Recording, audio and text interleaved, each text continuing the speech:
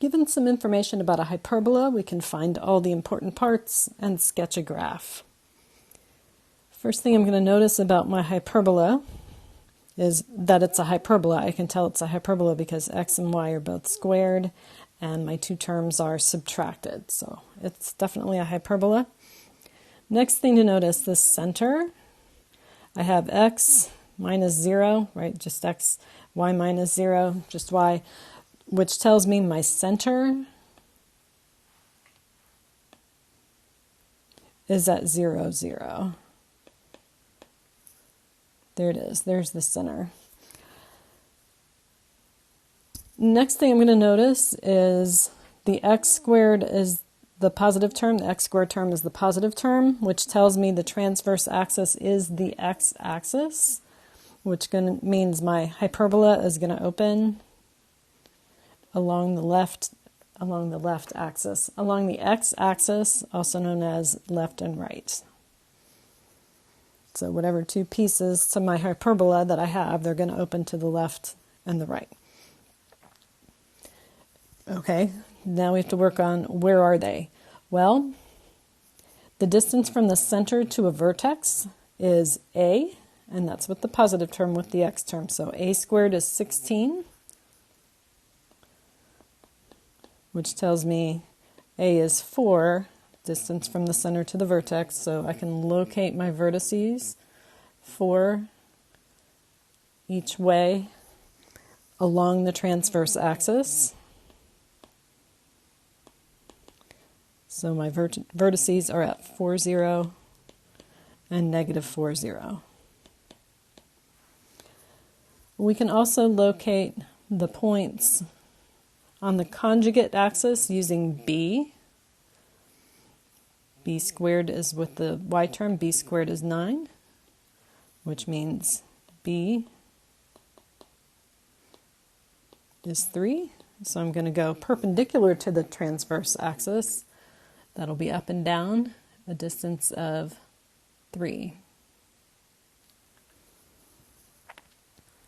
At this point, we actually have enough to draw the graph. I'm going to put my framework in. I'm going to draw the box that goes through the conjugate axis points and through the vertices.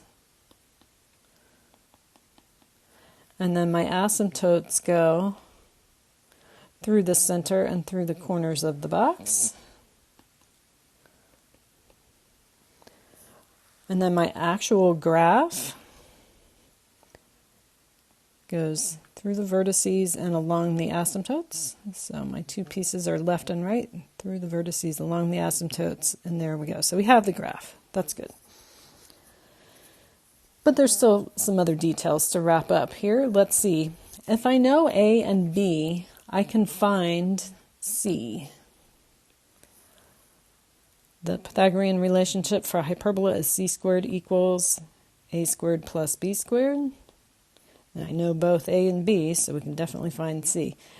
A squared is 16, b squared is 9 from the equation, which tells me c is 5. If I know c, that's going to allow me to locate the foci.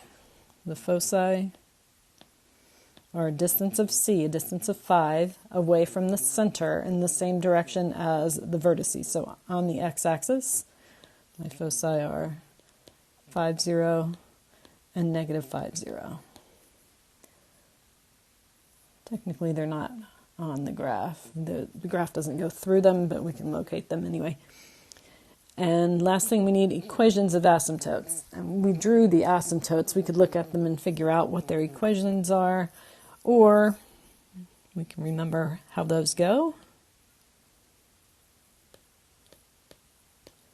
It's y minus the y-coordinate of the vertex. Well, the y-coordinate of the, not the vertex, the center. The y-coordinate of the center is 0. So y minus 0, I'm not going to write y minus 0, I'm just going to write y equals, for a hyperbola opening left and right, our slopes, there's a positive one and a negative one, and it's b over a. So that'll be 3 over 4 x minus the x-coordinate of the center, which is also 0. So there are the equations of our asymptotes. Have a graph, found all the important stuff about this hyperbola.